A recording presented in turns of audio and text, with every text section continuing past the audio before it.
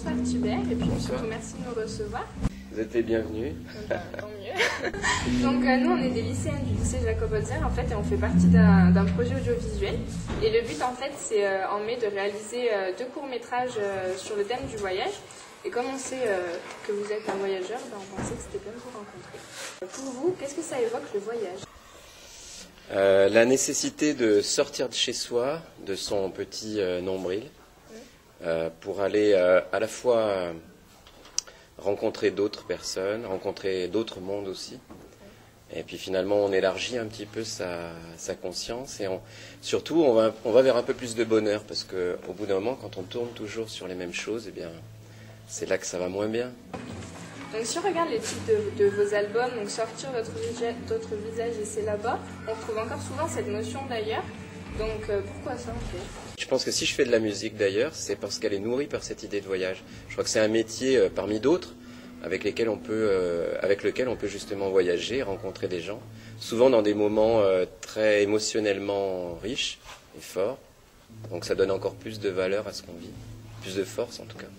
Donc d'où vient cette envie de voyager en fait? Est-ce qu'il y a un endroit où vous vous sentez vraiment chez vous? C'est une bonne question ça, parce que même là, j'habite souvent sur un bateau, qui est une maison qui voyage aussi. Donc je pense que j'ai ça en moi, ce goût de voyager et de bouger. Et quant à avoir un vrai chez moi, je m'interroge là-dessus. Alors je sais que j'ai ces racines lozériennes et cévenoles qui sont en moi, mais en même temps j'ai ce besoin de bouger, de voyager qui est important. Et comment vous arrivez à organiser votre vie justement de voyageur et en même temps votre vie artistique ?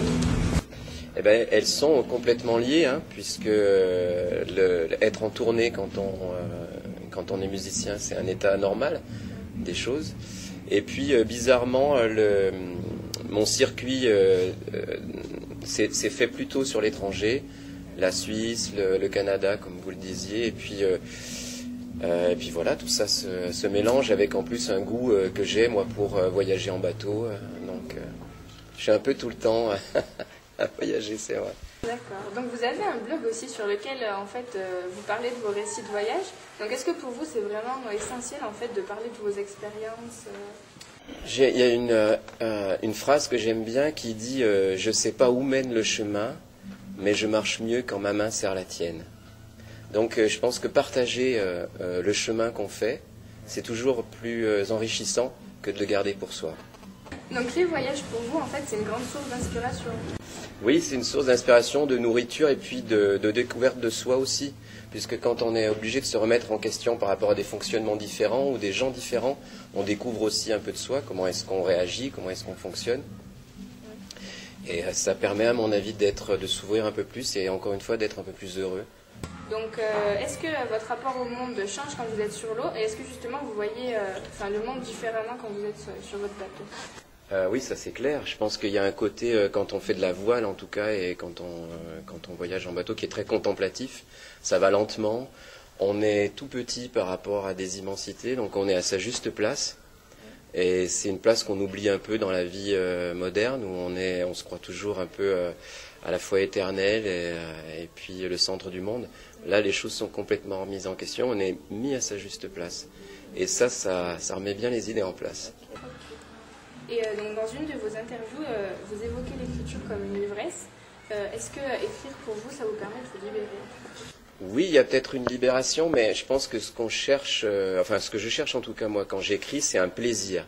Je me dis que si j'ai du plaisir à lire ou à écrire ce que j'ai écrit, peut-être ce plaisir sera communicatif. Donc c'est presque une émotion d'ordre physique, c'est pas quelque chose d'intellectuel. C'est comme des fois quand je joue avec les musiciens et puis qu'on se trouve tellement bien parce qu'on est ensemble dans le même groove, dans le même sentiment, c'est tellement bon qu'on a les poils qui se dressent sur les bras et tout, on a la chair de poule, on se dit c'est super. Et bien c'est la même chose que je recherche dans l'écriture. C'est cette espèce de rencontre charnelle et psychologique en même temps et sentimentale. Et voilà, c'est une rencontre complète de soi, d'un plaisir qui est de l'ordre du physique et pas juste de l'intellectuel. C'est tout bon, merci beaucoup en tout cas. Je vous en prie, bonne chance pour votre reportage. Merci, on va essayer de faire quelque chose de bien.